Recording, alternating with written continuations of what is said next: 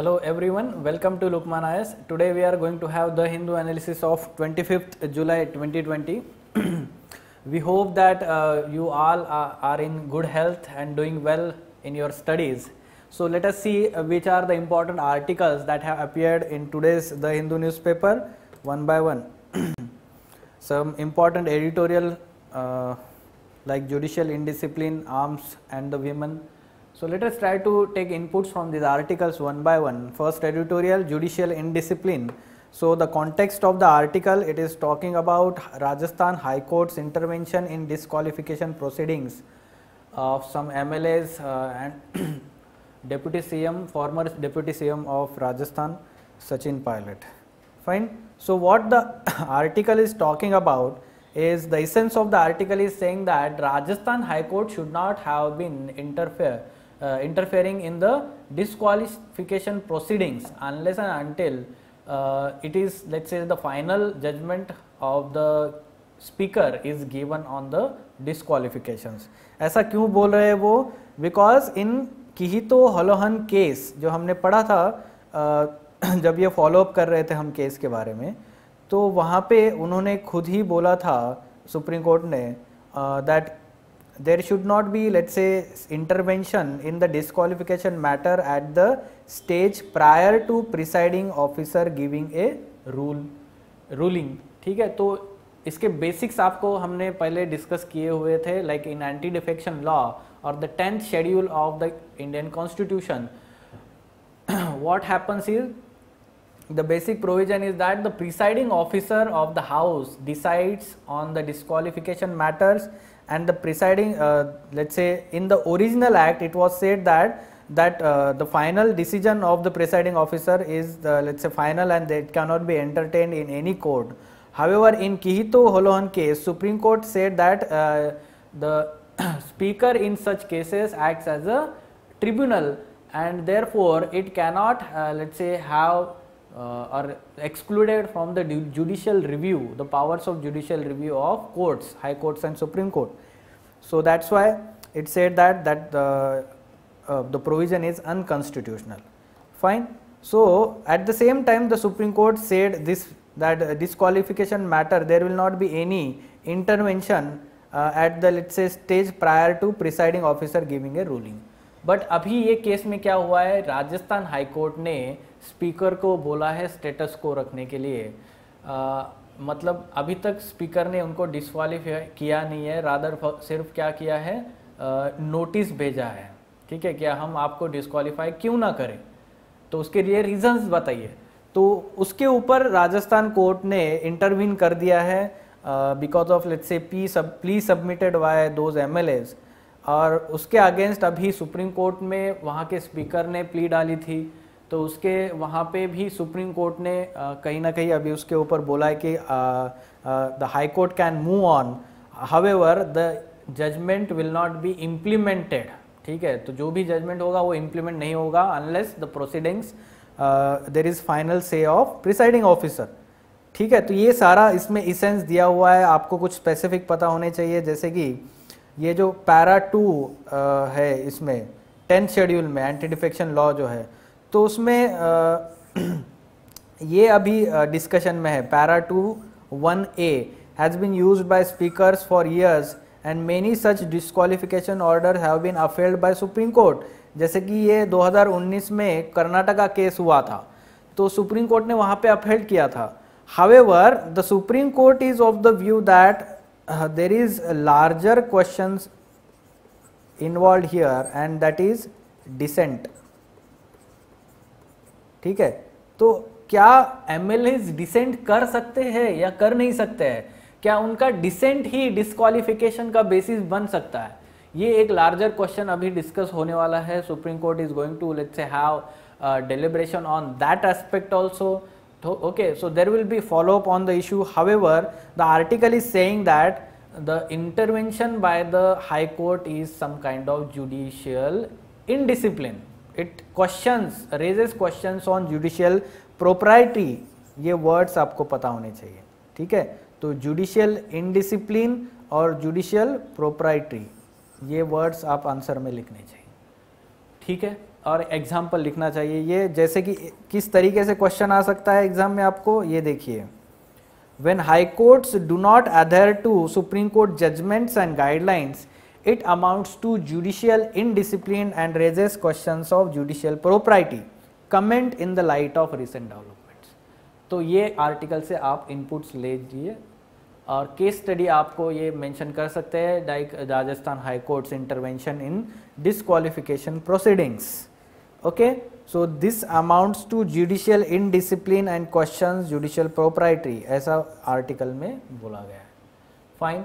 सो आज के एडिटोरियल में दूसरा एक आर्टिकल है बाय सुप्रीम कोर्ट एडवोकेट, तो उनका आर्टिकल थोड़ा समझने में मुश्किल है, या बहुत सारे केसेस जो है पास्ट के उन्होंने डिस्कस किए, तो हमारे लिए जनरल स्टडीज़ के लिए वहाँ से इनपुट्स लेना मुश्किल है, तो वो हम डिस्कस नहीं करेंगे, आप भी उस पर इग्नोर कीजिए।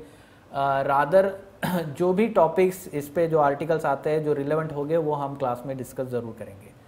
Fine. So moving on to next article, next editorial, arms and the women. कल ही हमने डिस्कस किया था, like ministry of defence has issued a notification where in the permanent commission will be let's say available to women officers in Indian army. ये context है, कहीं ना कहीं यहाँ पे आप इनपुट्स ले सकते हैं एसए के लिए, या फिर GS1 में विमेन इक्वालिटी, जेंडर इक्वालिटी के जब बात होती है तो आप इसमें लिखिए, ठीक है, आंसर में। So it will go long way in ending prejudices associated with army.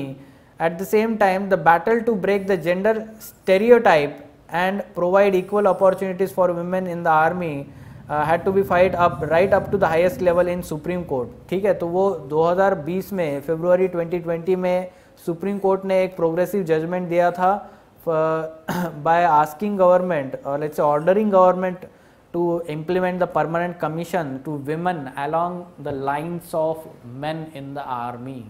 So it is like shackling the glass ceiling effect. देखिए पहले ही स्टेटमेंट में लिखा हुआ है, glass ceiling was shattered. What is glass ceiling effect?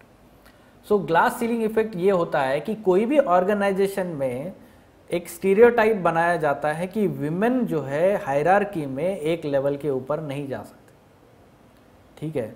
एक hierarchy में organisation में इसके ऊपर नहीं जाएगी या जा सकती, ये एक स्टीरियोटाइप बनाया गया है, ठीक है, एटीट्यूड जिसको बोलते हैं हम, ठीक है। तो वो इफेक्ट जो है तो कहीं ना कहीं विमेन के अंदर भी वो बैठ जाता है और उनकी लाइफ भी वैसे ही आगे मूव ऑन होती है, ठीक है, कोई भी ऑर्गेनाइजेशन में, ठीक है। तो वो glass ceiling, breaking the glass ceiling ये कंसेप्ट है, ठीक है। तो कोई भी ऑर्गेनाइजेशन में जब वो हायरार्की के ऊपर विमेन जाती है तो उस कंसेप्ट को हम बोलते हैं कि ब्रेकिंग द ग्लास सीलिंग। तो यहाँ पे भी हम बोलते हैं कि आर्मी में certain positions cannot be held by the women, certain work or certain functions cannot be done by the women. ये जो एक stereotype attitude है that was let's say more prominent in the armed forces including army, तो कहीं ना कहीं उसको break करना और जेंडर इक्वालिटी प्रमोट करने का ये एक जजमेंट हम स्टेप है, हम बोल सकते हैं, ठीक है। So when ever the question is talking about feminist ethics in ethics paper also you give this example, whenever it is talking about prejudices, stereotype attitude in ethics paper, you give this example. अगर ऐसे आता है women के ऊपर तो आप वहाँ पे भी ये एग्जाम्पल दीजिए, ठीक है। So such kind of inputs can be taken. At the same time आप एनालिसिस देखिए कि what more needs to be done in the article it is given that overall percentage of women at all levels of armed forces needs to be increased. अभी बहुत ही कम है, यहाँ पे facts दी गई है, फैक्ट्स जैसे कि आप इस आर्टिकल में देख सकते हैं कि यस यहाँ पे देखिए 40,000 officers serving in the army, mere 1,600 are women. तो ऐसे कुछ फैक्ट्स आप supporting to that argument you can mention that. To usher in a change in a regressive mindset which mirrors society, a lot more must be done on gender sensitization. ये words आपने लिखने चाहिए answer में, gender sensitization. At the same time, we need to understand that the progressive countries like United States, Israel, women are allowed to in active combat. अभी तक हमारे Indian arm forces में active combat में women को role नहीं दिया गया है. Supreme Court had forcefully nudged the government to make women's role in the army more inclusive. Nudge theory जो बोलते हैं कि attitudinal and behavioral change, इसके ऊपर नज थेरी इस बार के इकोनॉमिक सर्वे में 2019 में भी नज थेरी के ऊपर स्वच्छ भारत अभियान एंड बेटी बचाओ बेटी पढ़ाओ जो स्कीम है उसके ऊपर government how it is using nudge theory to change the attitude and behaviour of the people. तो ये वर्ड भी आप लिख सकते हैं आंसर में. Gender barrier may have fallen but war against iniquity is far from over. Okay, तो इसी तरीके से आप ऐसे टॉपिक आप एक्सपेक्ट कर सकते हैं जहाँ पे आप देख सकते हैं कि progressive steps have been taken in various fields. Even women are commanding certain positions that have been never been achieved by the women in the past, not allowed to the women in the past, ऐसा हम बोलेंगे. तो हो रहा है but still we have not let's say achieved gender parity or we can say equity जिसको बात करते हैं, तो जो होना चाहिए तो वो वहाँ पे आप लिख सकते हैं कि कैसे कैसे हो रहा है ये. Fine. So moving on to next article. China yet to disengage from the LAC spots.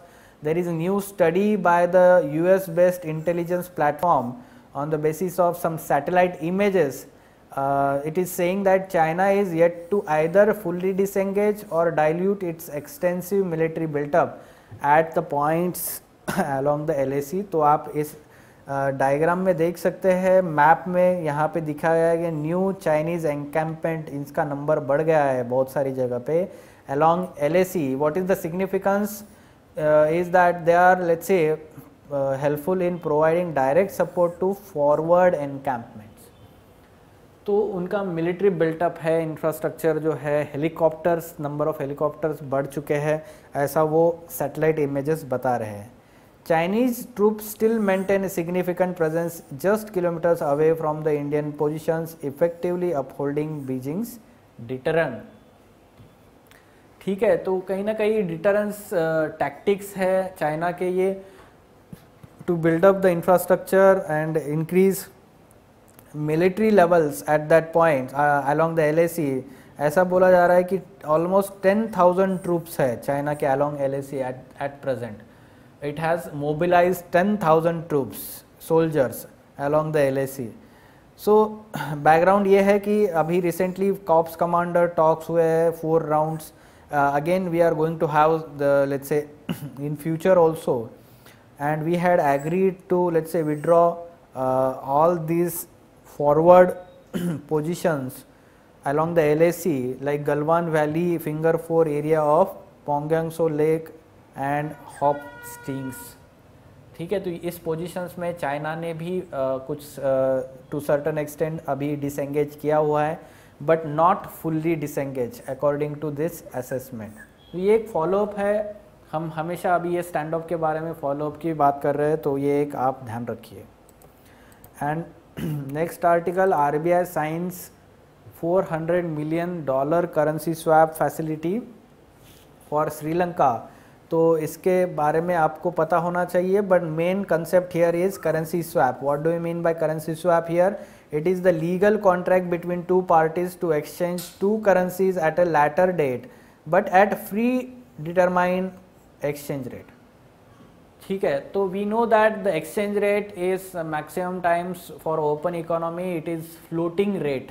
There are two concepts, one is floating rate, other is let's say fix rate, and third one is we can say that manage float जो India का है. ठीक है, तो exchange rate कहीं ना कहीं जो इम्पैक्ट करता है फॉरेन एक्सचेंज रिजर्व्स के ऊपर, and to let's say shield foreign exchange reserves such kind of currency swap is done in recent times. यहाँ पे देखिए आप nowadays they are done as a part of hedging strategy against forex fluctuations.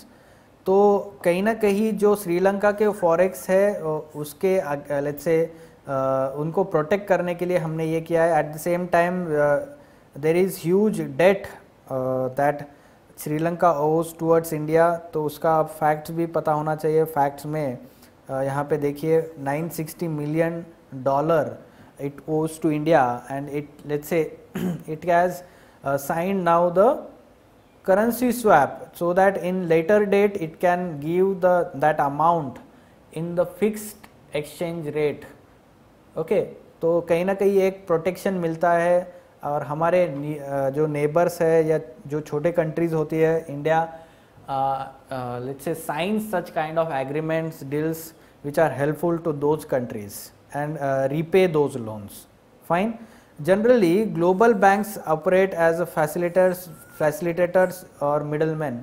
Global banks, or we can say the central banks of those countries also, like RBI in India's case. Fine. So prelims के लिए इस तरीके से question आ सकता है, जहाँ पे आप देख सकते हैं कि इसका मीनिंग क्या है.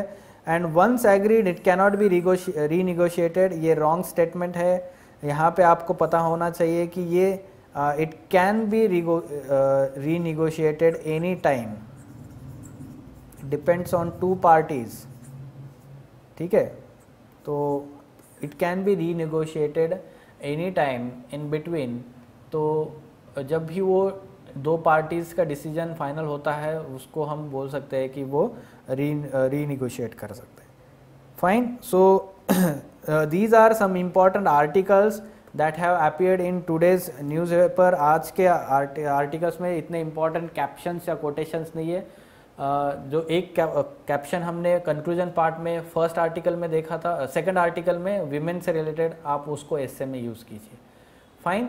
सो these inputs can be taken for our examination. For further information regarding editorial discussion course at Lukman IAS, wherein in-depth analysis of all these articles is done, issues is done by Ansari sir and team, and a perspective is built on those issues. To enroll that course, you can contact Lukman IAS. Thank you.